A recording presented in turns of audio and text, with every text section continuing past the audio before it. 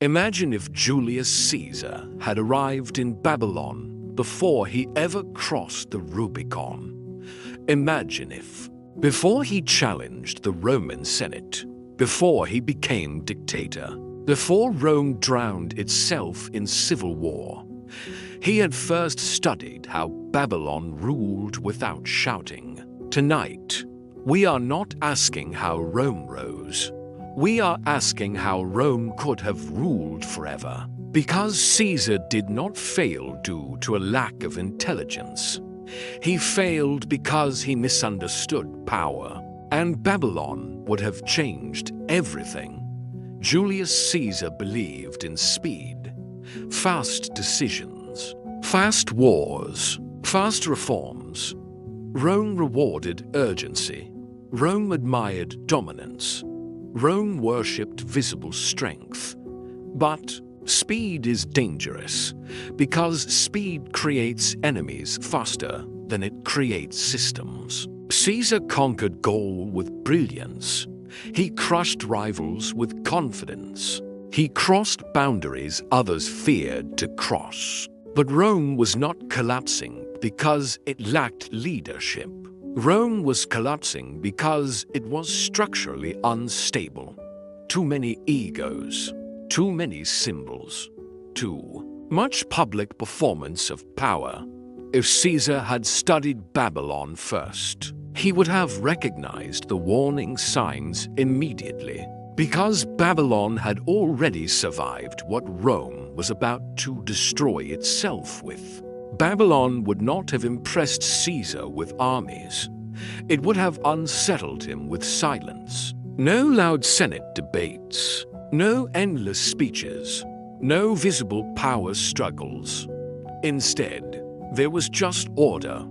Babylon ruled through administration, not applause, through rituals, not rhetoric, through predictable systems, not emotional politics. Caesar would have noticed something disturbing. Babylonian rulers were not constantly proving themselves. They did not need to. Power flowed through calendars, taxes, food supply, labor control, and belief systems. The people did not argue about leadership, they participated in it. Rome argued endlessly because Rome relied on personal dominance. Babylon endured because it relied on design. Caesar believed that controlling people required being loved or feared. Babylon would have taught him a third option, being necessary. When people depend on a system, they defend it. Babylon did not motivate citizens with ideology. It structured life so deeply that resistance felt impractical. Rebellion disrupted food, trade, family rhythm, and social identity. Imagine Caesar learning this. He would realize that Rome's greatest weakness was not corruption, it was visibility. Every decision was debated. Every leader was challenged. Every reform was politicized. Babylon solved this centuries earlier by making power boring, predictable, and administrative. Now, imagine Caesar returning to Rome after studying Babylon. He would not cross the Rubicon dramatically. He would not declare himself dictator. He would dissolve the battlefield of politics quietly. The Senate would still exist, but it would be weakened by redundancy. New councils would handle logistics, grain distribution, infrastructure, law enforcement, religion. Power would be distributed, but centralized. Rome would stop worshipping individuals. Heroes would fade. Institutions would rise. Caesar would no longer need loyalty. He would need functionality. Caesar was killed because he was visible, feared, envied, symbolic. Babylon would have taught him how to disappear without leaving.